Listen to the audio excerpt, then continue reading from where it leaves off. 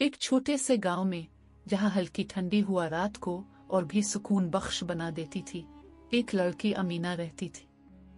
इसकी आंखों में एक तजस्सुस और मासूमियत थी जो उसे अपने ईमान के गहरे पहलुओं को जानने की आरज़ू दिलाती थी। रमजान का महीना आ चुका था और अमीना ने देखा कि इसका खानदान पूरे अकीदत के साथ रोज़ा और नमाज पढ़ रहा था।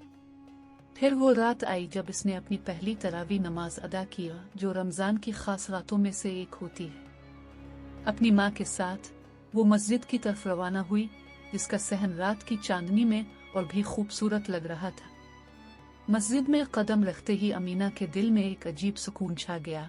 कुरान की सरसराहट और नमाज के सरगोशी वाले अल्फाज ने माहौल को और भी पाकीज़ा बना दिया।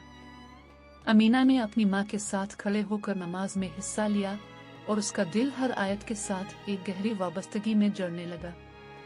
वो देख रही थी कि इसकी उम्र के दूसरे बच्चे भी इसी तजस्सुस और अकीदत के साथ नमाज अदा कर रहे थे।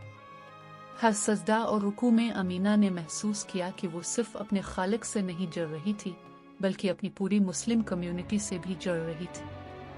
तरावी के इख्तिताम के बाद सबके चेहरों पर मुस्कुराहट और एक दूसरे को दुआओं से नवाजने का एहसास उसे इस कम्युनिटी का हिस्सा बनाने का एहसास दिला रहा था। इस रात अमीना घर वापस आते हुए महसूस कर रही थी, उसकी पहली तरावी नमाज ने इसे इबादत और इत्तेहाद की अहमियत समझाई।